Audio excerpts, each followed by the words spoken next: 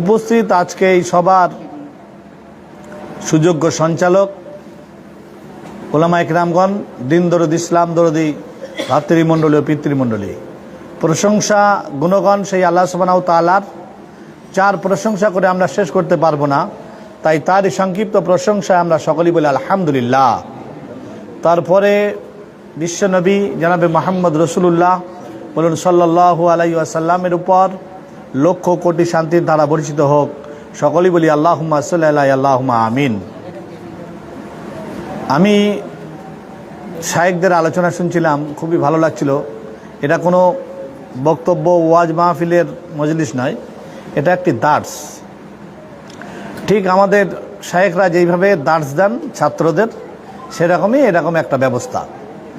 তো শায়েখ জিয়াউর রহমান সাহেব, শায়েখ আব্দুল মাতিন সাহেব এবং শায়েখ আব্দুল হামিদ ফাইজি সাহেব এবং আমাদের মাদানী সাহেব উসমান সানাবিল আল মাদানী, আপনারা এর ওজনটা অনেকেই জানেন। তো সেরকম একজন ব্যক্তি আপনাদের মাঝে উপস্থিত এরকম একটি দার্সে, আলহামদুলিল্লাহ খুবই গুরুত্ব সহকারে এরকম একটি প্রোগ্রাম আমরা করি। আমরা লক্ষাধিক মানুষ, হাজার হাজার মানুষ হবে, আর তাদের সামনে খুব গুরুত্বপূর্ণ বিষয় আলোচনা করতে হবে। আর গুটি কয়েক মানুষের সামনে ভালো আলোচনা করবো না, এরকম নয়। আমাদের শুনলেন শায়েখ একটু আগে আলোচনা করছিলেন, অক্লান্ত পরিশ্রম করেন শায়েখ আব্দুল হামিদ ফাইজি সাহেব। আপনারা কাছাকাছি জানেন, আপনাদেরই মাদ্রাসা, আপনাদেরই মানে নিজেদেরই মাদ্রাসা, সেই মাদ্রাসা সালাফিয়ার সুযোগ্য প্রধান শিক্ষক, 51 জন শিক্ষক, 500 ছাত্র, এত কিছু কন্ট্রোল করেন, এত খরচ, বাইরের কোনো অর্থ নেই, নিজের সম্পূর্ণ এই সমস্ত খরচগুলো বহন করেন শিক্ষক মণ্ডলীদেরকে সঙ্গে নিয়ে। তারপরেও প্রতিদিন রাত্রে প্রোগ্রাম কোথাও না কোথাও হচ্ছে, প্রতিদিনই প্রোগ্রাম শায়েখ বেশি সাজান আলহামদুলিল্লাহ। তো এরকম প্রোগ্রামগুলো আমাদের জেলার বাইরেও বিভিন্ন প্রান্তে আমরা করে থাকি। আর বেশিরভাগই করি আমরা দার্স, যেটিতে মানুষের কাজ হয়, উপকার পায় মানুষ বেশি। জালসা মাহফিলে আমাদের শায়েখ একটু আগে আলোচনা করছিলেন যে বেশিরভাগ আমাদের জালসা মাহফিলে হিদায়াত কম হয় এবং মানুষের উপকার কম হয়। আমাদের এইরকম দার্সে এতে বেশি উপকার হয়। যাই হোক, আমি খুব সংক্ষিপ্তভাবে আলোচনা করব।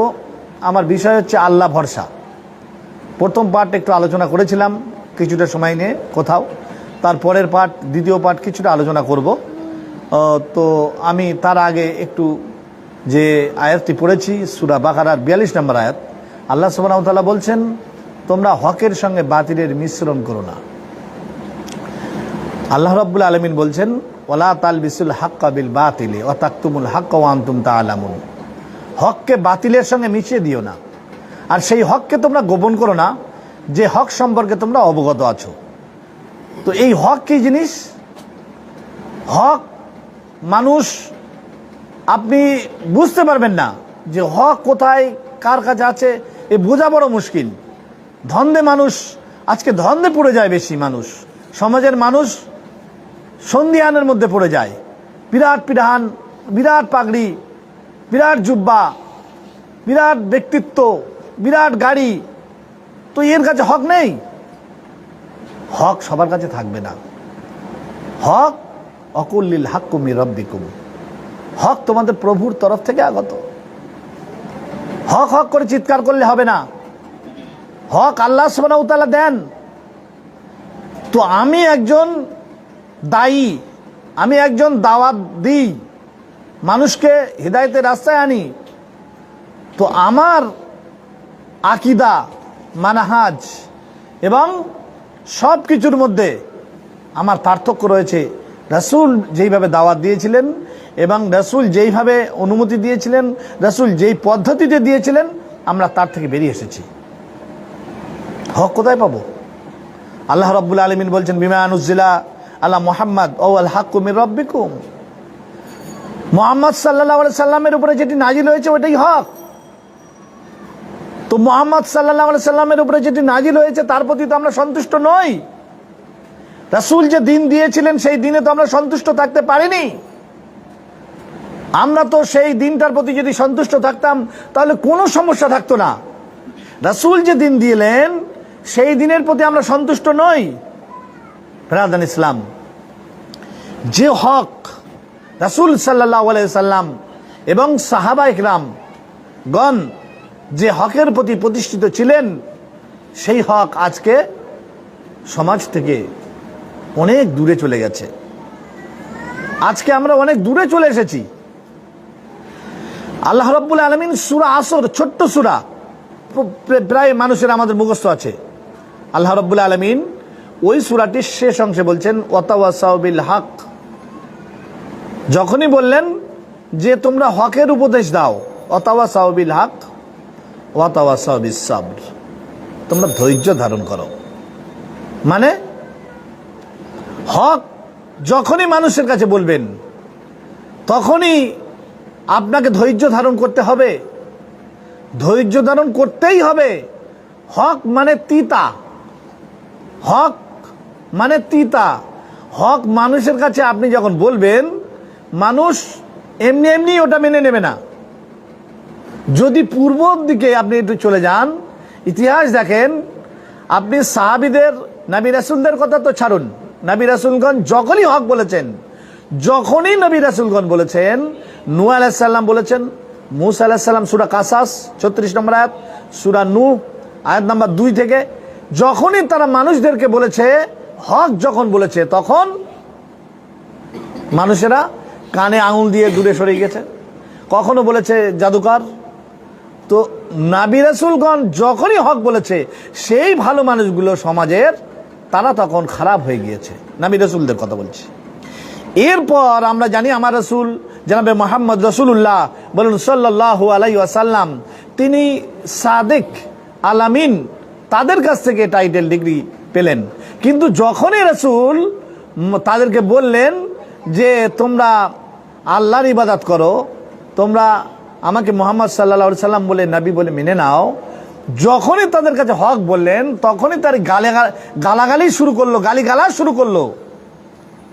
এবং কুফারে মক্কারা বলল যে আমাদের আর সমস্ত কাজ কাম ক্ষতি করে তুমি আমাদেরকে বেকার সময় নষ্ট করে এই ডাকলে। তারা বিভিন্ন রকমভাবে রাসূলের উপরে বাধা সৃষ্টি করলেন, গালিগালাজ করলেন এবং অকট্য ভাষায় রাসূলকে আক্রমণ করলেন। ব্রাদার ইসলাম, সাহাবা ইকরামগণ দেখেন, আবু বকরের মতো একজন ভালো মানুষ, সেই মানুষটাকে রক্তাক্ত করে রাস্তায় ফেলে রেখেছে। হযরত আবু বকর রাদিয়াল্লাহু তাআলা আনহুর এইরকম একজন ভালো মানুষকে রক্তাক্ত করে রাস্তায় ফেলে রাখা হয়েছে। সাহাবীদেরকে, খাব্বাব, খুবাইব, বিলাল, এই সমস্ত সাহাবীদেরকেও তাদের উপরে অকথ্য অত্যাচার। মা বোনেদের কথা বলছিলেন আমাদের শায়েখ হযরত সুমাইয়া রাদিয়াল্লাহু তাআলা আনহা, তাকে মানে অপমান করে তাকে শহীদ করা হয়েছে।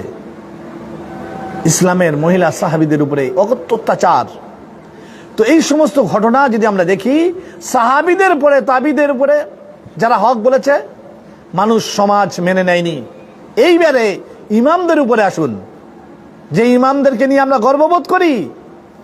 আমরা ইমাম আবু হানিফা রহমতুল্লাহ আলাইকে, যাদেরকে মাতা তাজ মনে করি, ইমাম আবু হানিফা রহমতুল্লাহ আলাইকে সমাজ মেনে নেয়নি। ইমাম আবু হানিফা রহমতুল্লাহ আলাইকে জেলের মধ্যে বন্দি করে তাকে বিষ খাইয়ে হত্যা করা হয়েছিল, সমাজ একথা আজকে বলল না। ইমাম আবু হানিফার কথা আমরা অনেকেই বলি, কিন্তু তার মৃত্যুর ঘটনা আমরা আজকে তুলে ধরি না, সমাজকে সচেতন করি না। কেন? আমাদের যে ব্যবসা, সে ব্যবসা হয়তো বন্ধ হয়ে যাবে। ইমাম আবু হানিফা রহমতুল্লাহ আলাই প্রাণ দিলেন, তাকে বিষ খাইয়ে হত্যা করা হলো, কিন্তু বাতিলের সঙ্গে তিনি আপোষ করলেন না। তাকে জাজ করতে চেয়েছিল, তিনি নাকচ করেছিলেন শুধু হক বলার জন্যে। ইমাম আহমদ বিন হাম্বল 10 লক্ষ হাদিসের হাফেজ, 10 লক্ষ হাদিসের হাফেজ হওয়ার পরে একটা সামান্য বিষয় মতনৈক্য হয়েছিল বাদশার সঙ্গে। বাদশাহ তাকে বলেছিল এটা তোমাকে মানতে হবে। ইমাম আহমদ বিন হাম্বল রহমতুল্লাহ আলাই বলেছিলেন এর সপক্ষে দলিল আনুন, প্রমাণ দেন। যখন তার চাটুকারিতে আলেমরা এসে বললেন যে শেখ, আপনি আমাদের ইমাম, আপনি এত বিজ্ঞ আলেম, আপনাকে হারাতে আমরা পারবো না, আপনি বাদশার কথাটা মেনে নেন। ইমাম আহমদ বিন হাম্বল রহমতুল্লাহ আলাই বলেছিলেন, শোনো, যদি এর সপক্ষে কোনো প্রমাণ দলিল আনা হয় তাহলে আমি এক্ষুনি মেনে নেব, আর যদি প্রমাণ দলিল না হয় তাহলে আমি আহমদ বিন হাম্বল কখনো আমি মানতে পারি না। ব্রাদার ইসলাম, তাকে জেলখানার মধ্যে পায়ে দড়ি বেঁধে জেলখানার মধ্যে ঘুরিয়ে নিয়ে বেড়ানো হয়েছে, অকথ্য অত্যাচার করা হয়েছে। ইমাম মালিক রহমতুল্লাহ আলাই, যার সময় কোনো মদিনার কোনো আলেম ফতোয়া দিতেন না, যদি কোনো ফতোয়ার প্রয়োজন হতো সবাই বলতো যান ইমাম মালিক রহমতুল্লাহ আলাইয়ের কাছে যান। সারা পৃথিবীর বিজ্ঞ আলেম এরকম একজন আলেমকে, এইরকম একজন বিদ্বানকে চোখ দুটোকে উপরে নেওয়া হলো। মুহাদ্দিসরা বলছেন তার উপরে এত বেত্রাঘাত করা হয়েছিল যে তার হাত দুটোকে অকেজ করে দেওয়া হয়েছিল, সারা শরীরকে পঙ্গু করে দেওয়া হয়েছিল ইমাম মালিক রহমতুল্লাহ আলাইকে। আপনি কিসের দাওয়াত দিচ্ছেন? আপনি কোথায় দাওয়াত দিচ্ছেন? কোন মাহফিলে দাওয়াত দিচ্ছেন? আপনি আজকে 50,000 টাকায় বিক্রি হয়ে গিয়েছেন, আপনি আজকে 30,000 টাকায় বিক্রি হয়ে গিয়েছেন। এই শিক্ষা ইসলাম দেয়নি। ইমাম মালিক রহমতুল্লাহ আলাই তার সারা শরীর অকেজ করে দেওয়া হয়েছিল। ইমাম মালিক রহমতুল্লাহ আলাই বাতিলের সঙ্গে আপোষ করেননি। ইমাম শাফি রহমতুল্লাহ আলাই, তার উপরে অকথ্য অত্যাচার। ইমাম তাইমিয়া রহমতুল্লাহ আলাই, যার সম্পর্কে মুহাদ্দিসরা বলছেন ইসলামের এমন কোনো বিষয় নেই যে বিষয়ে তার কলমের ডগা চলেনি, এরকম একজন ইমাম তাইমিয়া রহমতুল্লাহ আলাই, তাকে 8 বার 12 বছর ধরে জেলখানার মধ্যে আবদ্ধ করে রাখা হয়েছিল। কিসের কারণে বলুন তো? যদি আপনাদেরকে আমরা সন্তুষ্ট করতে চাই, শেখ আব্দুল হামিদ ভাইজি যদি সন্তুষ্ট করতে চায়, মাদানী সাহেব এবং আমাদের এই শেখরা যদি সন্তুষ্ট করতে চায় তাহলে সন্তুষ্ট করতে পারেন। যদি সন্তুষ্টর ওয়াজ করা হয় তাহলে আপনাদের সেরকম ওয়াজ করতে পারেন প্রত্যেকেই, কিন্তু না, যে অসুখের যে ঔষধ সেই ঔষধ প্রয়োগ করতে হবে, এটাই আমাদের উদ্দেশ্য।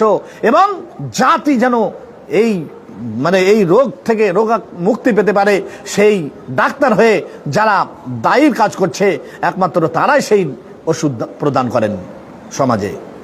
আর তাছাড়া যারা দাওয়াতের নাম করে, যারা মাহফিলের নাম করে বিভিন্ন জায়গাতে এই সমস্ত কাজ করছেন, লম্বা একটা হাদিস আছে, হাসরের ময়দানে আল্লাহ রাব্বুল আলামিন দায়ীদেরকে ডাক দিবেন, আলেমদেরকে ডাক দিবেন।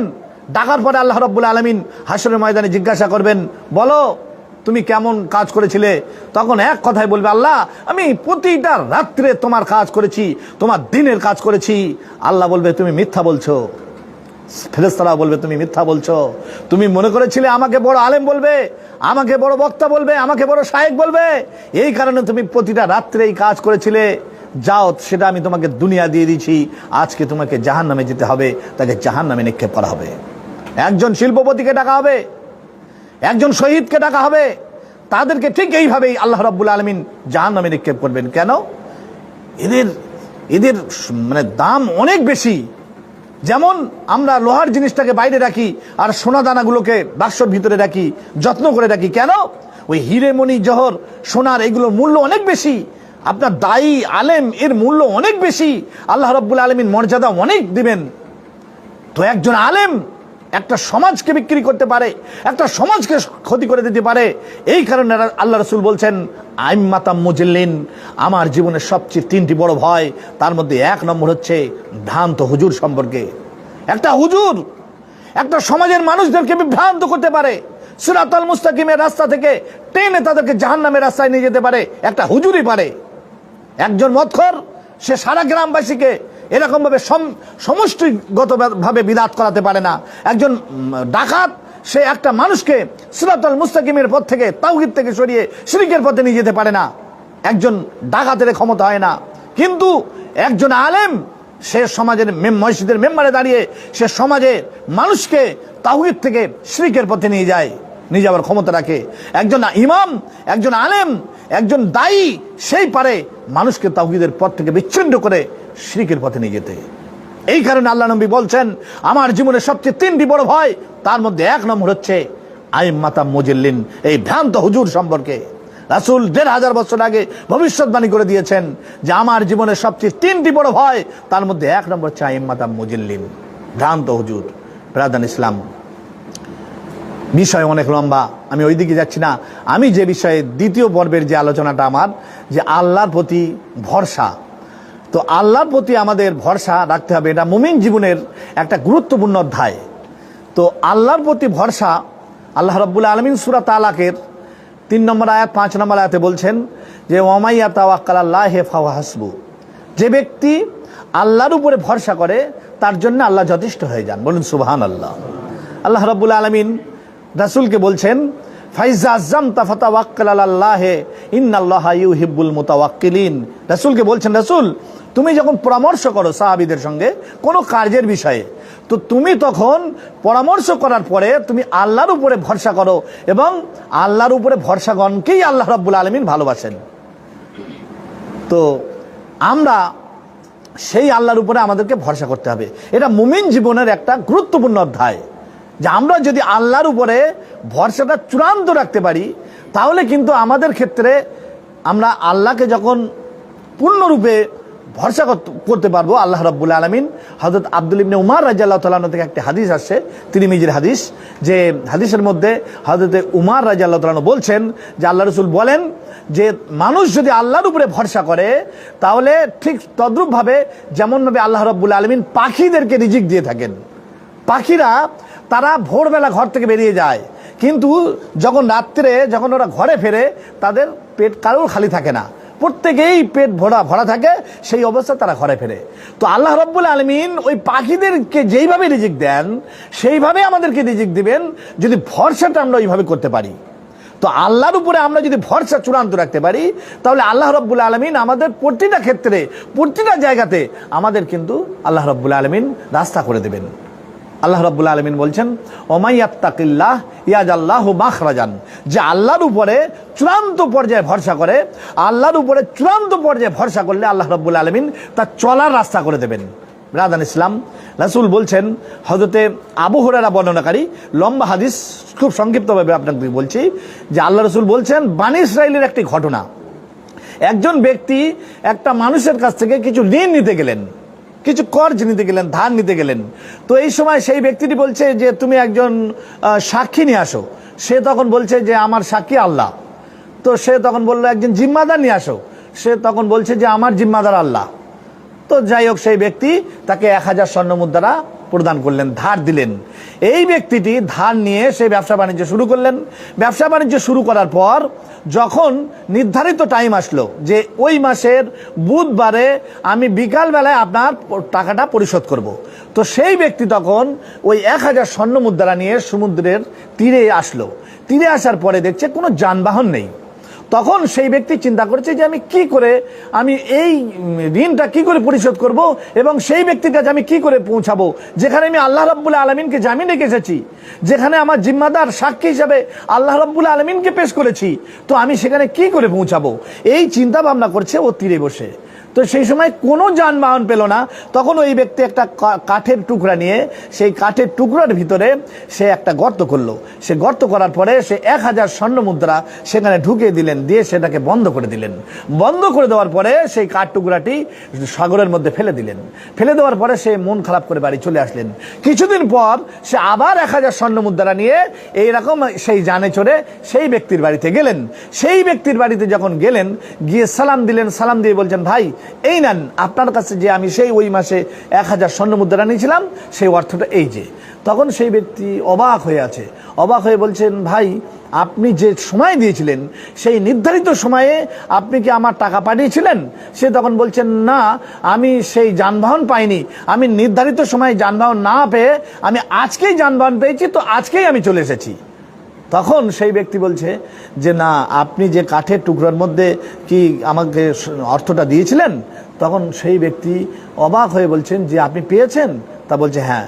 ব্রাদার ইসলাম, ওই যে ব্যক্তি যার কাছ থেকে নেওয়া হয়েছিল সে সমুদ্রের তীরে যখন গিয়ে অপেক্ষা করছিলেন, দেখছেন যে সেই ব্যক্তি আসলো না। সে তখন একটা কাঠের টুকরা থেকে জ্বালানি মনে করে বাড়িতে নিয়ে গেলেন। বাড়িতে নিয়ে যাওয়ার পরে সেটাকে যখন ফাড়াই করা হলো, দেখলো তার মধ্যে একটা চিঠি আছে এবং তার মধ্যে 1000 স্বর্ণ মুদ্রা দেওয়া আছে। ওই ব্যক্তিটি তখন সেই কথা শোনার পরে অবাক হয়ে সে 1000 স্বর্ণ মুদ্রা নিয়ে ফিরে আসলেন। আমি বলতে চাই যে আল্লাহকে জিম্মাদার রেখেছেন, আল্লাহকে সাক্ষী রেখেছেন, এবং সেই মোতাবেক সেই ব্যক্তি সেই 1000 স্বর্ণ মুদ্রা কাঠের ভিতরে দিয়েছেন, আল্লাহ রাব্বুল আলামিন সেখানে পৌঁছে দিয়েছেন। বলুন সুবহানাল্লাহ। ঘটনা আর একটি আছে অনেক লম্বা, যে 3 ব্যক্তি পাহাড়ের মধ্যে গুহার মধ্যে আটকা পড়ে গেল। যখন পাহাড়ের মধ্যে একটা পাথর এসে তাদের গুহাটা আটকে গেল, তখন 3 ব্যক্তি বলা বলি করতে লাগলো আমাদের কি হবে। তখন এক ব্যক্তি বলছে যে তোমরা যদি ভালো কাজ করে থাকো, সে ভালো কাজের প্রতিদান হিসেবে আল্লাহ রাব্বুল আলামিনকে বলো আর আল্লাহর কাছে দোয়া করতে থাকো। তখন এক ব্যক্তি বলছে, আল্লাহ আমি ছাগল মেষ চড়াতে চড়াতে একদিন অনেক দূরে চলে গিয়েছিলাম, কিন্তু আমি প্রতিদিন মেষ চড়িয়ে আসার পরে আমি দুধ দহন করতাম, আর সেই দুধ দহন করার পরে আমার ছেলেপিলেরা আমার কাছে যখন আব্বা আব্বা করে খাবার চাইতো, আমি তাদেরকে না খাইয়ে আমার পিতা মাতাকে খাওয়াতাম। আমার বৃদ্ধ পিতা মাতা আছে, সেই বৃদ্ধ পিতা মাতাকে আমি দুধ দহন করে খাওয়াতাম। এই টাটকা দুধ খাওয়ানোর পরে যেটা অবশিষ্ট থাকতো সেটি আমার বাচ্চাদেরকে খাওয়াতাম। একদিন আমি অনেক দূরে চলে গিয়েছি, আমি সেই দূর থেকে আসার পরে এসে দেখছি যে আমার মা এবং পিতা, আমার পিতা এবং মাতা, মা এবং আব্বা দুজনাই ঘুমিয়ে গেছে। এই সময় আমি গরম দুধ দহন করলাম। গরম দুধ দহন করার পরে টাটকা দুধটা হাতে করে নিয়ে আমার পিতা মাতার মাথার কাছে দাঁড়িয়ে থাকলাম। আল্লাহি, আল্লাহর কসম, আমার বাচ্চারা আমার পায়ের কাছে এসে খাবারের জন্য ছটফট করছিল, কিন্তু আমি তাদেরকে খাবার দিতে পছন্দ করলাম না। আমি আমার পিতা মাতাকে না খাইয়ে, আমি আমার পিতা মাতাকে না দিয়ে আমি আমার বাচ্চাদেরকে দেওয়া পছন্দনীয় মনে করলাম না। এই কারণে আমার পিতা মাথার কাছে আমি সারা রাত ধরে দাঁড়িয়ে থাকলাম। অনেক রাত্রিরে এই সময় যখন ঘুম ভেঙে গেল, আমার পিতা মাতাকে খাওয়ানোর পরে তারপর আমার বাচ্চাদেরকে খাওয়ালাম। আল্লাহ, এই কাজ যদি তোমার সন্তুষ্টিতে আমি করে থাকি, আজকে তুমি এই আমাদের বিপদ মুসিবত থেকে তুমি আমাদেরকে রক্ষা করো, আমাদের পাথরটা সরিয়ে দাও। কিছুটা পাথর সরে গেল। এরপর দ্বিতীয় ব্যক্তি বলতে লাগলো যে রব্বুল আলামিন, আমার একটা চাচাতো বোন ছিল, আমি দীর্ঘদিন প্রত্যেক পুরুষ প্রত্যেক নারীর উপরে যে আকৃষ্ট হয় সেরকম ভাবে আমি আমার চাচাতো বোনের প্রতি আমি আকৃষ্ট ছিলাম, কিন্তু আমার সেই চাচাতো বোনকে আমি না কাছে পেতাম না। কিন্তু একদিন আমার চাচাতো বোন মুসিবতে পড়েছিল, বিপদে পড়েছিল, আর আমাকে বলেছিল, ভাই তুমি যদি আমাকে কিছু 100 স্বর্ণ মুদ্রা দাও তাহলে তোমার সঙ্গে আমি ভাব ভালোবাসা করব। এরকম আমি 100 স্বর্ণ মুদ্রা অনেক কষ্ট করে জোগাড় করে আমি আমার চাচাতো বোনের কাছে গেলাম। ঈদ অবসরে আমার চাচাতো বোনের সঙ্গে আমি যখন কুকর্মে লিপ্ত হব, যখন খারাপ কাজে লিপ্ত হব, ঠিক এই সময় আমার চাচাতো বোন বলছে, ভাই তুমি আল্লাহকে ভয় করো, তুমি আল্লাহকে ভয় করো। যখনই এ কথা বললেন তখন আমি সেখান থেকে লাফ দিয়ে উঠে গেলাম। যে তখন আমার বোন যখন বলছে তুমি আল্লাহকে ভয় করো, আমার সতীত্বকে নষ্ট করো না, তখন এই কথা যখনই বললো তখন আমি এই আমার বোনের কাছ থেকে লাফ দিয়ে উঠে গেলাম। এই কাজটা যদি আল্লাহ তোমার ভয়ে করে থাকি, আল্লাহ তুমি আজকে আমাদের এই বিপদ থেকে রক্ষা করো। তখন পাথর কিছুটা সরে গেল। বেরাদান ইসলাম, পাথর যখন সরে গেল কিছুটা, এইবার যখন আসমান দেখতে পাচ্ছে, ঠিক সেই সময় আর এক ব্যক্তি বলছেন, আল্লাহ আমার কাছে একটা মানুষ কাজ করেছিল, মজুরি দেওয়া হয়নি, তাকে যখন মজুরি দিতে গেলাম সে মজুরি নিল না, সে চলে গেল, কিন্তু তার মজুরিটাকে আমি কাজে লাগালাম। কাজে লাগানোর পরে কিছুদিন পর সেই মজুরিটা অনেক বেড়ে গেল, অনেক টাকা হলো। সেখান থেকে আমি গরু মোষ ছাগল কিনতে লাগলাম, কিন্তু কিছু পশু পাখি পালনের জন্য একজন রাখালকে রাখলাম, সবই তার টাকা দিয়ে। কিছুদিন পর সেই ব্যক্তি এসে বলছেন, ভাই আপনার কাছে কাজ করেছিলাম, আপনি মজুরি দেন। তখন আমি তাকে মজুরি দেওয়ার নাম যখনই বললো, তখনই আমি বললাম যে যত এখানে যা ছাগল আছে, যত মেষ আছে, এ সব তোমার, এ রাখাল সহ তুমি নিয়ে চলে যাও। যে রাখাল সহ যখন নিয়ে চলে যাচ্ছে, আমি তার দিকে একবার তাকালাম না, সে সব নিয়ে চলে গেল। কিন্তু আমি কিছু মনে করলাম না, আল্লাহ যদি এই কাজ তোমার সন্তুষ্টিতে করে থাকি তাহলে আমাদের বিপদ থেকে রক্ষা করো, এ পাথরকে তুমি সরিয়ে দাও। যখনই এ কথা বললেন তখন পাথর সরে গেল। সেখান থেকে 3 ব্যক্তি বেরিয়ে গেলেন। বেরাদান ইসলাম, আল্লাহর প্রতি ভরসা যখন আসিয়া করেছিল, যখন ফিরাউন তার উপরে জুলুমের স্টিম রুলার চালাচ্ছে, তখন ফিরাউন বারবার যখন দাবি করছে যে তুমি আমার স্ত্রী, তুমি আমাকে আল্লাহ বলো, তুমি আমাকে খোদা বলো, যখন এই কথা বারবার বলছিল, আসিয়া তখন একবারের জন্য আমার আল্লাহকে ভুলেননি। বেরাদান ইসলাম, আসিয়া তখন যে আল্লাহর উপরে ভরসা রেখেছিলেন, আল্লাহ রাব্বুল আলামিন আসমানের দরজা ভেদ করে জান্নাতকে দেখিয়েছিলেন এই আসিয়াকে। এবং আসিয়ার জন্য আল্লাহ রাব্বুল আলামিন বলছেন, ওয়াজারাবাল্লাহু মাসালাল লিল্লাযিনা আমানু ইমরাতা ফিরাউন। আল্লাহ রাব্বুল আলামিন বলছেন যে সারা পৃথিবীর যত মুমিনা মহিলা আছে, সারা পৃথিবীতে যত মুমিনা মহিলা আছে, তাদের দৃষ্টান্ত হচ্ছে ফিরাউনের স্ত্রী আসিয়া। এই ফিরাউনের স্ত্রী আসিয়া তোমাদের জন্য দৃষ্টান্ত। ও পৃথিবীর মুমিনা মহিলা, তোমরা হিসাব করে দেখো তার উপরে কত জুলুম চলেছিল, কত জুলুমের স্টিম রুলার চলেছিল, কিন্তু আসিয়া আল্লাহকে ভুলেননি, আল্লাহর উপরে ভরসা সে অন্য রকমে হারায়নি। এই কারণে আল্লাহ রাব্বুল আলামিন বলছেন ওমাইয়া তাওয়াক্কাল আলাল্লাহি ফাহুয়া হাসবু, যে ব্যক্তি আল্লাহর উপরে ভরসা করে আল্লাহ তার জন্য যথেষ্ট হয়ে যান। আল্লাহর উপরে ভরসা যখনই করব আমরা, তখন আল্লাহ রাব্বুল আলামিন বলছেন ওমাইয়াত্তাকিল্লাহ ইয়াজআল্লাহু মাখরাজান, যে ব্যক্তি আল্লাহর উপরে ভরসা করবে তার জন্য আমি চলার রাস্তা করে দেবো। বলুন সুবহানাল্লাহ। আমরা যত বিপদের মধ্যে পড়ি, আমরা যত মুসিবতের মধ্যে পড়ি, যখনই আল্লাহকে স্মরণ করব এবং আল্লাহর উপরে ভরসা রাখবো, প্রতিটা ক্ষেত্রে আল্লাহ রাব্বুল আলামিন আমাদের চলার রাস্তা করে দেবেন। আমরা মসজিদটাকে বাড়াবো, আমরা দিনকে এগিয়ে নিয়ে যাবো, আমরা তাওহীদকে মানুষের কাছে পৌঁছাবো। প্রতিটা ক্ষেত্রে মানুষকে যখন মানুষের কাছে দাওয়াত দিতে যাব, ভরসাটা